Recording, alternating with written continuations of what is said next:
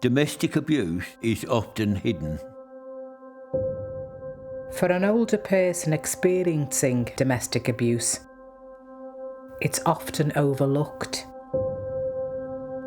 For an older person who is LGBTQ+, domestic abuse is invisible. My name's Rhys Dower. I'm the Domestic Abuse Coordinator of LGBT Foundation based in Manchester. I'm Megan Herring and I work for Opening Doors London, where I'm the Befriending Coordinator. I'm Peter Kelly. I am from GALOP and we are an LGBT plus anti-violence charity. My name's Elise Freeman and I'm a wellbeing practitioner and service development lead with the Doer's Choice project.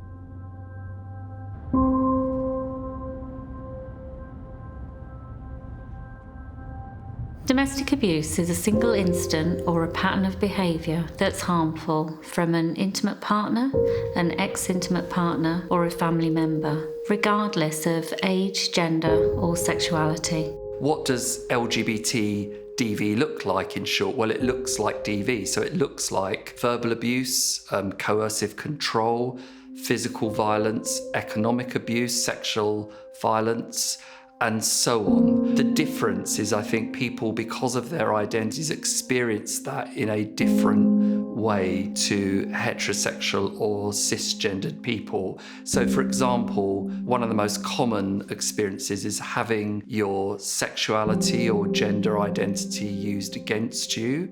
A perpetrator can also be from a family of choice, and for an older person who is LGBTQ+, their family may consist wholly or partly of a family of choice, and that is when you form close bonds and relationships with people who aren't related to you biologically or through marriage, but form very similar relationships. There's many different forms of relationships, not just the monogamous relationship. Or we consider in polyamorous relationships, open relationships, where there's consent for other people to be in that relationship, whether that's sexually, emotionally, physically. And if we are aware of those relationships, are we considering that those people could also potentially be part of that abuse?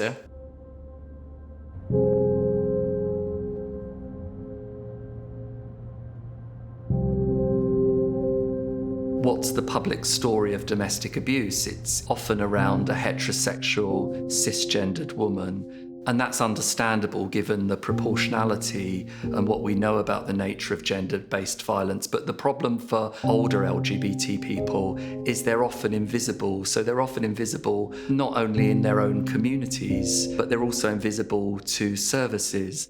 With regards to general statistics, we know that it's 1 in 4 LGBT people that are experiencing abuse, and this is at the same rate as non-LGBT people. So what we know about older LGBT victims of domestic abuse is that they are underrepresented across the board with services nationally, but they're also an under-researched area. So the research that we do have really is around younger victims and midlife adult victims. So older LGBT victims of domestic abuse are really omitted in the academia. So therefore services are more targeted at younger people rather than older LGBT people.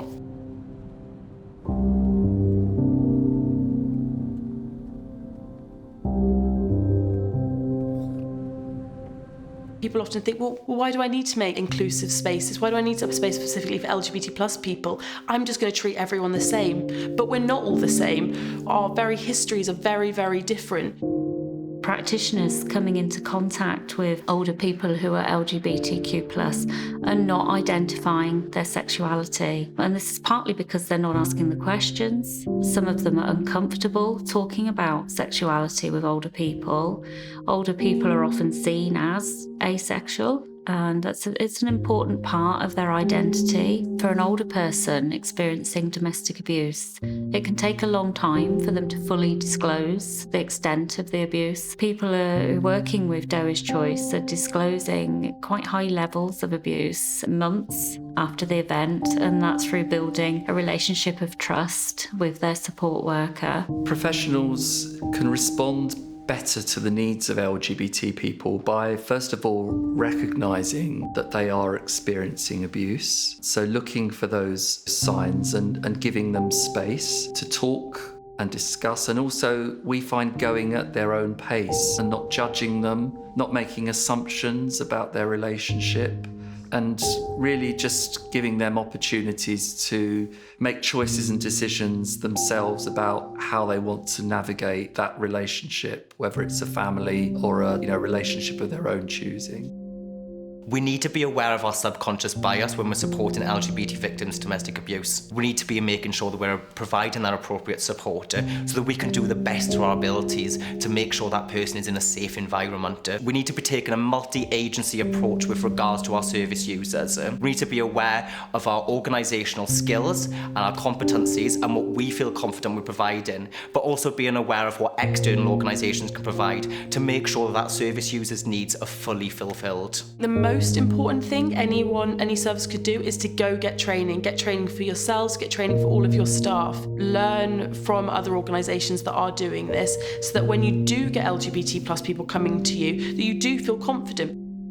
It's about making your service visible to LGBT victims and survivors, and that can be through images, it can be through the language you use, taking a robust anti-discriminatory practice really, and that cuts across with all staff. So, when someone walks into that service, they are going to feel that service is inclusive and they're not going to be discriminated against or belittled because of their sexuality or gender identity. Make sure we're asking these people about their pronouns, their gender.